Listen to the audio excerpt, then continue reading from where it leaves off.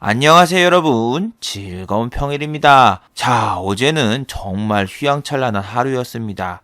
우리나라 말고 미국 같은 경우에는 어제 다우존스가 마이너스 2.6%까지 내려갔다가 장 막판 1시간을 남겨두고 플러스 1.4%로 턴을 하면서 장중 변동성이 거의 4% 가까이 이루어지면서 오늘 우리 증시도 그 영향에 플러스 마감을 하였고, 우리 증시 같은 경우에는 야간 선물이 마이너스 5.6으로 마이너스로 끝났으나 장 막판에 다우가 급반전한 이후 우리 증시도 아침부터서 상승으로 시작됐고 장 막판까지 상승으로 이어졌습니다. 그리고 오늘 좋은 뉴스가 또 있었죠. 자, 미국에서 984개의 중국 제품에 25% 관세를 철회하겠다라는 뉴스가 나왔습니다. 이렇게 좋은 뉴스도 있었지만 또 나쁜 뉴스도 있었죠. 그리고 미국에서는 화웨이, 장비를 전면 사용 금지하는 걸로 또 이야기가 나오고 있습니다. 이러면서 혼조세를 겪다가 막판에 다우가 상승으로 끝났고 오늘 우리 지수 상승으로 끝났는데, 자, 이제 2018년 모든 매매가 끝났고, 자, 과연 2019년 1월 2일 첫 개장일은 상승 쪽으로 갈까요? 아니면은 이제 윈도우 드레싱이 끝나고 기간의 매도가 나오면서 하락 쪽으로 갈까요? 오늘 이 시간에 잠깐 알아보도록 하며, 지금 시각이 5시가 약간 넘었기 때문에 아직 미국장이 개장을 안 했기 때문에 2019년 1월 2일 매매에 대한 자세한 사항은 내일 영상을 한 번 더 참고해 주시길 바랍니다. 자, 그럼 먼저 우리 국내 시황을 잠깐 살펴보도록 하죠. 국내 시황 같은 경우에는 어제 야간 선물이 마이너스 0.54로 마감이 됐고, 외국인의 매도세가 있었기 때문에 코스피도 오늘 외국인이 매도를 하지 않을까 생각을 했는데, 오히려 코스피 같은 경우에는 외국인의 탄탄한 방어로 개인과 기관만 팔고 외국인이 지수를 끌어올렸습니다. 코스닥 같은 경우에도 오늘 또 외국인이 매수를 했습니다. 그리고 개인 같은 경우에 매수, 기관 같은 경우에는 배당을 받고 지금 철저하게 매도 포지션으로 가고 있습니다. 그동안 지수를 받쳐줬던 게 개인이기 때문에 지수가 올라갈 때마다 이제 쟤네가 조금씩 던지겠죠. 자, 아무튼 오늘 같은 경우에는 마이너스로 내려간 적이 없었어요.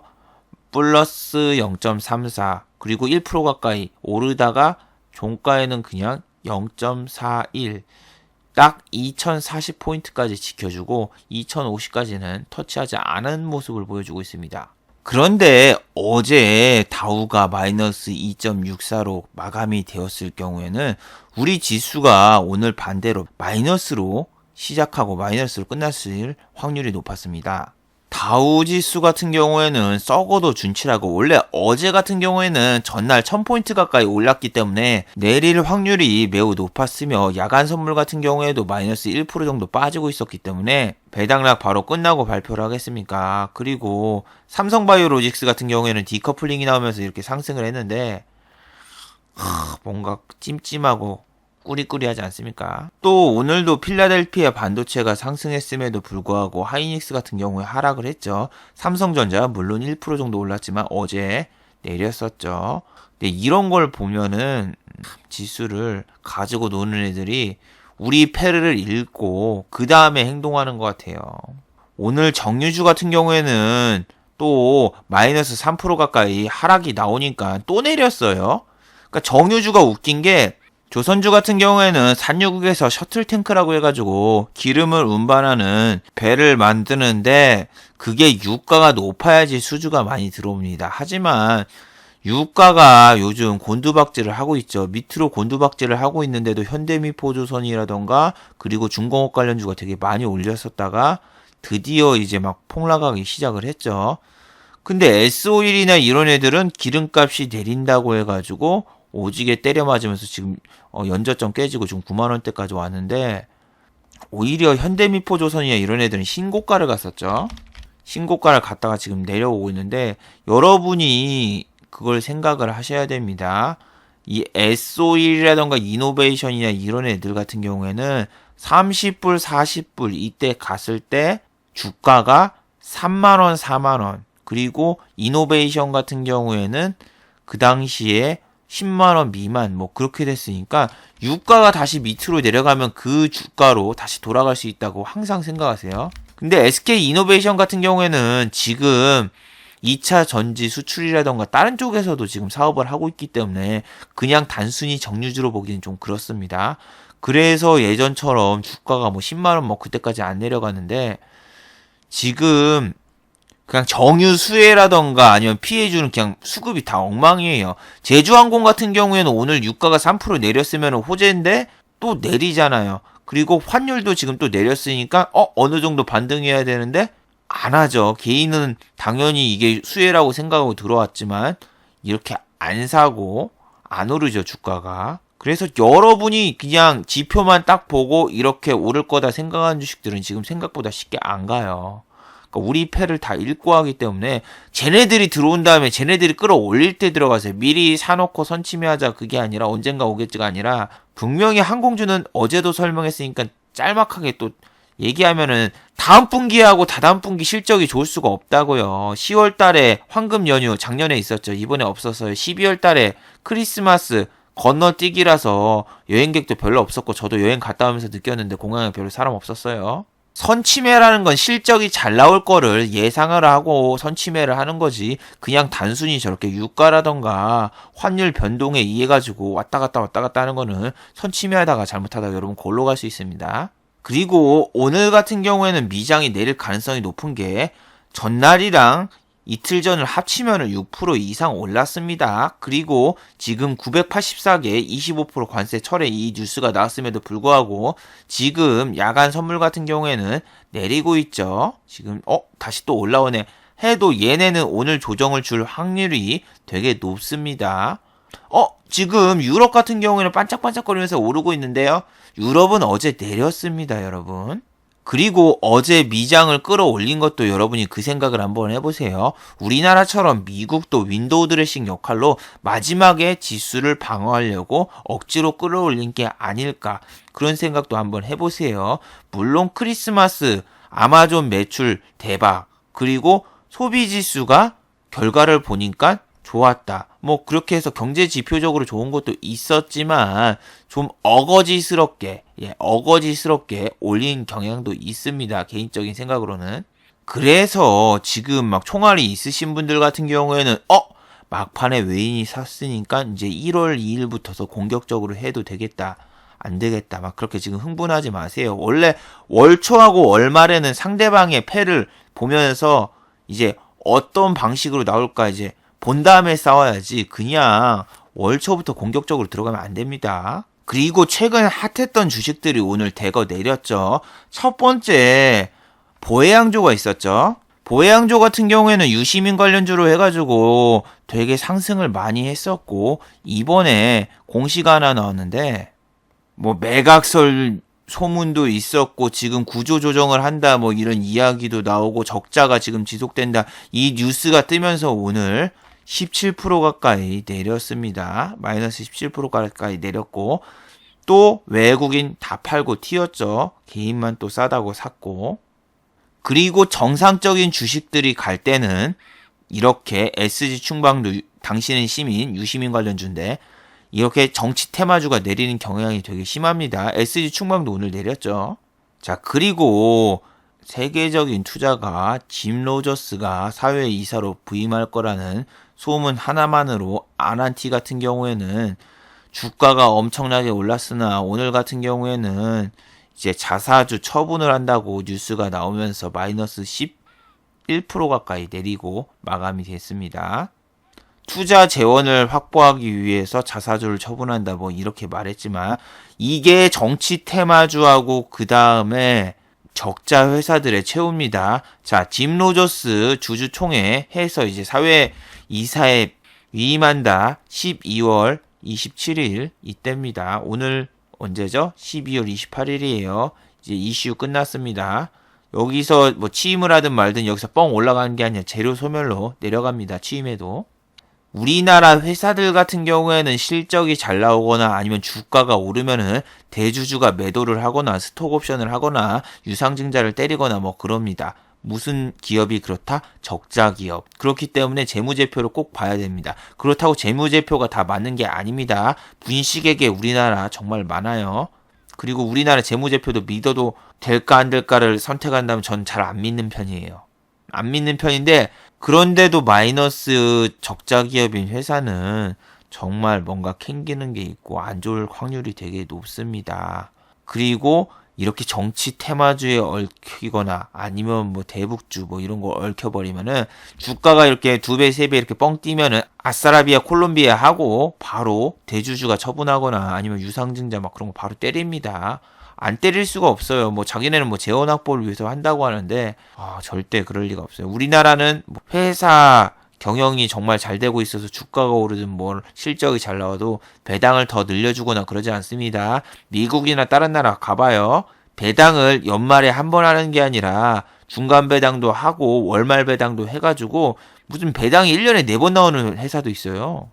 그래서 여러분이 뭐 아난티라던가 아니면 보혜양주 저런 거 막 저런 게 상승했다고 해서 저거를 막 그냥 억지로 잡아서 들어가려고 막 하면 위험한 게 그런 겁니다. 저런 공시가 언제 뜰지 몰라요. 독이 든 성배 한번 먹고 그 다음번에도 또 우쭐해가지고 저런 뉴스 있는 종목만 여러분이 계속 찾게 된다니까요. 자, 한진칼도 비슷해요. 한진칼 같은 경우에도 오늘 내렸죠. 한진칼 같은 경우에는 이제 조씨 일가 3명이 전부 지금 법정에서 기소됐다고 이야기가 나왔죠. 자, 한진칼 같은 경우에는 오늘 마이너스 6, 9 이 정도 내리고 끝났고 어제 같은 경우에 신고가 딱 찍고 내려왔죠.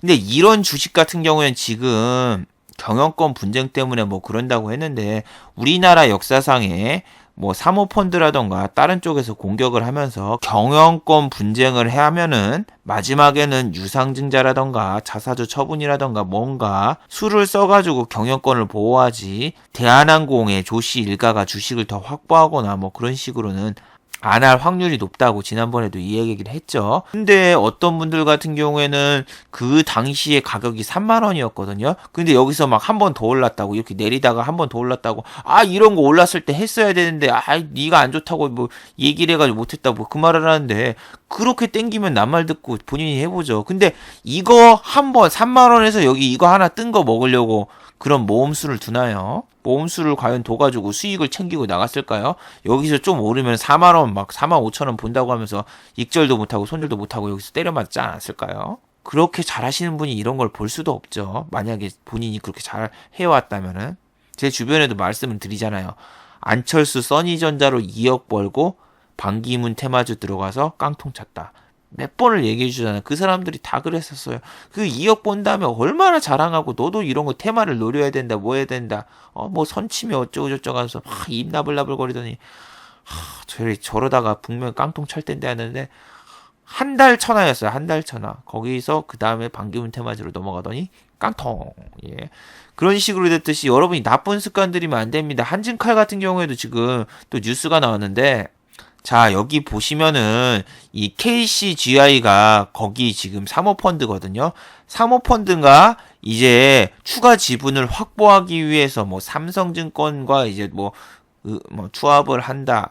그리고 지금 자금 확보를 위해서 지금 뭐 저축은행에다가 주식담보대출을 받아서 지분을 마련을 했대요. 그래서 지분율을 10.81% 만들었다고 하죠. 자, 이 기사를 보면 여러분이 머릿속에 뭐가 떠올라요? 쟤네가 저렇게 열심히 하니까 경영권을 뺏어와가지고 쟤네가 뭔가 좀 더 하겠구나 하고 주식을 사겠어요? 아니요. 나 같은 경우에 딱 보자마자 얘네 지금 자금이 올인났다. 얘네 이미 자금이 다 떨어졌구나. 더 이상 추가 자금을 넣기가 힘들다. 넣는다고 해도 얘네가 대출을 받거나 다른 회사들 뭐 이런 데다가 말을 하는 거겠구나. 국민연금 이런 애들을 꼬실 수 있을까? 얘네가? 사모펀드가? 자, 이런 기사 나와도 얘네 밑에서 주가 띄울 만큼 띄웠습니다. 이런 데서 계속 사가지고 지금 이쪽까지 왔기 때문에 쟤네 언제 팔아도 수익이고 쟤네 공매도 쳐도 돼요. 여러분이 뭐 여기 3만원대에서 이거 32,000원 뭐 이거 좀 더 먹던지 막 그런 거 좀 먹으려고 이거 좀 들어가가지고 그냥 깡통 차고 그냥 끝날 수가 있어요. 언제나 그랬어요. 얘네가 마음만 먹으면 지금 유상증자 때리거나 아니면 뭐 전환사채 발행 등 모든 수단을 동원할 수 있어요. 그리고 여러분이 이렇게 보이지만 둘이서 짜고 치는 고스톱일 수도 있고요. 그래서 여러분이 막, 이거 좋아 보였는데 얘가 하지 말라고 해서 안 했다가 오르면은 뭐 아쉬워하지도 말고 여러분이 막 그러지 마세요. 지금까지 다 나쁜 습관이 있어가지고 여러분이 지금 주식 잘 안 되고 깡통 차고 뭐 그런 거 아닌가요? 저는 요런 거를 잘 안 보고 잘 쳐다보질 않아요. 자, 그리고 호텔 신라인데 어제도 얘기했지만 외국인이 이렇게 한번 들어왔다고 해가지고 좋아할 거 없다고 오늘 다 팔고 튀었죠. 오늘 레포트를 하나 냈더군요. 뭐 땡큐 따이콩 하면서 호텔 신라 상승 시동이라고 뭐 얘기를 하는데 중국 보따리상을 따이콩이라고 하는데 제가 요즘 중국 관광객들을 보면은 확실히 예전보다 늘긴 늘었어도 호텔 신라는 얘기했죠. 이미 올해 실적이 잘 나왔다. 그럼 내년에는 실적이 잘 나오기 힘들다. 왜? 얘네 같은 경우에는 이번 분기 실적이 잘 나온 게 전년 대비가 뭐였어요? 사드 보복으로 인해서 관광객이 감소되고 뭐 실적이 개판된 다음에 올해 실적을 까보니까 전년 대비하고 비교해보니까 당연히 막 500%, 300% 이렇게 급증 실적이 나왔지만 올해 같은 경우에는 이렇게 실적이 잘 나온 상태 500%, 300% 예, 실적이 잘 나온 상태에서 내년 된다? 내년 돼가지고 전년 대비 해봤자 몇 프로나 오르게 나오겠냐고. 그리고 통계청에서 나온 중국인 방문객 수라던가 아니면은 이번에 중국 뭐 춘절이라던가 뭐 중국의 명절이라던가 이럴 때 한국에 몇 명이나 들어왔나 이런 걸 잘 살펴보라고요. 물론 알리바바에서 했던 11월 11일 광군제 때 엄청나게 소비가 많이 돼가지고 뭐 화장품 관련주도 뭐 이런 거 오르고 그랬으나 아직 4분기 실적 안 나왔어요. 진짜 얼마나 나왔나 모르죠. 그런 거 보고 여러분이 나중에 사도 늦지 않아요. 지금 중국이랑 미국이랑 무역 전쟁 해가지고 언제 뭐 어떻게 판을 뒤엎을지 모르는 이런 주식을 사놓고 조마조마 할 필요가 없다고요. 나중에 오른 다음에 충분히 봐도 돼요. 저 옛날에 호텔신라 언제 샀냐고요? 이거 4만 원대 안 사고 저는 10만 원대 샀어요. 10만 원대. 얘가 10만 원대 올라와가지고 10만 원에서 11만 원, 12만 원 그때 팔고 다 매매했지. 뭐 이렇게 어정쩡한 자리에선 잘 안 합니다. 여기서 보면은 와 이거 좋아 보이는데 중국이랑 지금 무역 전쟁 해가지고 90일 동안 잘만 협상되면 여기까지 쭉 치고 올라가는 거 아니야? 뭐 이런 상상을 하지 마세요. 지금 걔네가 그럴 생각이었으면 애초에 외국인이 지금 이렇게 단타 치고 안 들어가고 계속 사고 난리 쳤겠죠. 기관은 사잖아요. 기관이랑 외인이랑 토스 리시브 하면서 공매도 친다고 생각을 안 해봤나요? 지금 미국의 야선도 빨강색으로 이제 오르면서 잘하면 오늘 또 미국이 상승 아니 보합 정도로만 끝나도 좋다고 생각을 하는데 어떻게 나올까 펜을 한번 까봐야 되겠죠. 오늘 같은 경우엔 제가 지금 좀 약속이 있어가지고 빨리 나가봐야 되고 어차피 내일 한 번 더 정리할 테니까 이제 뭐 게임주라던가 그리고 또 이번에 신규 상장한 뭐 에어부산 DKT라던가 뭐 남북경업주라던가 뭐 자세한 사항은 내일 좀 더 알아보도록 해요. 내일 미국 장이 끝난 다음에 2019년 첫 매매일이 어떤 식으로 갈까 대충 방향을 잡을 수 있을 것 같습니다. 어떤 분들이 단기적으로 시황을 보는 게 아니라 중장기적으로 어떻게 보시나요? 이렇게 얘기를 하시는 분이 있어요. 근데 그게 말이나 됩니까? 지금 무역 전쟁을 하고 있고 트럼프 말 한마디에 기름값이 지금 일주일 만에 12% 내리고 막 이런 상황이에요. 근데 지금 뭐 중기나 장기로 예측하는 게 그게 어떻게 말이 되겠어요? 11월 달에 모든 전문가들이 석유값 80불 이상 갈 것이다 그 얘기를 했어요. 근데 패를 까보니까 무슨 지금 40불 반토막 나 있는데 그게 왜 그래요? 트럼프 말 한마디 이렇게 됐어요. 지금 트럼프 말 한마디 그냥 무역전쟁 막 뒤집어 버리면은 그냥 또 판이 여기서 깨지고 이제 또 패닉셀러 하면서 끝날 수도 있어요. 그래서 뭐 어떤 분들 같은 경우에는 지금 그러면은 단기로 이렇게 보는 게 아니라 장기로 봤을 때 한 10% 정도 오를 만한 주식이 있냐 뭐 이런 얘기를 하는데 10%만 오를 주식이 있으면은 본인한테 왜 얘기를 해주겠어요? 그것도 공짜로 생각을 한번 해보세요. 막 그래서 참 어이없는 경우가 많습니다. 지금 환율이 매일매일 변하고 있고 트럼프 말 한마디에 기름값이 막 오르락 내리락 10% 20%막 이렇게 왔다 갔다 하는데 지금 단기로 봐야지 어떻게 중장기로 그거를 계속 예측하면서 그걸 합니까? 어떻게 될지. 외환시장이 지금 붕괴되고 있는데 이제 연으로 따져가지고 미국의 상승장이 올해부로 다 끝났는데 내년이 뭐 어떻게 되고 뭐 그거는 그때 보면서 여러분이 대응하고 뭐 그래야지 이거 사놓고 10년 뒤에 까봐야지 이런 건 말도 안 됩니다. 정말로. 그건 진짜 여러분이 너무 주식을 쉽게 생각한다라고밖에 생각이 안 됩니다. 자, 그럼 마지막으로 잠깐 정리를 해보도록 하죠. 자, 1번 아까 말했죠. 삼성바이오로직스가 상승할 경우에는 셀트리온 같은 경우에는 지금 디커플링 현상이 나오고 있습니다. 둘 다 오르기보다는 한쪽이 악재가 나오고 다른 한쪽이 이제 상승을 하면은 반대로 저쪽은 내리는 그런 디커플링 현상이 계속되고 있습니다. 이 점은 셀트리온에 계속 지속적인 악재가 나온다면은 삼성바이오로직스 같은 경우에는 상승할 가능성이 높습니다. 근데 나스닥의 바이오하고 제약이 둘 다 내리고 있다. 그럴 때는 둘 다 내리는 거죠.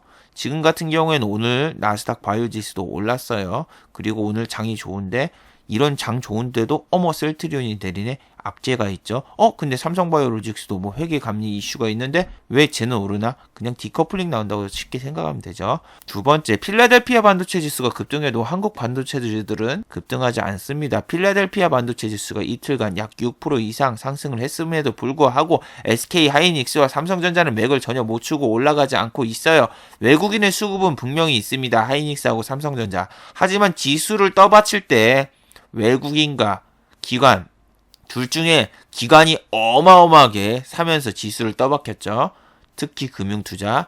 얘네가 지수를 떠받친 만큼 이제 외국인이 다 사가지 않는 이상은 함부로 하이닉스하고 삼성전자에 들어가지 않는 게 좋습니다.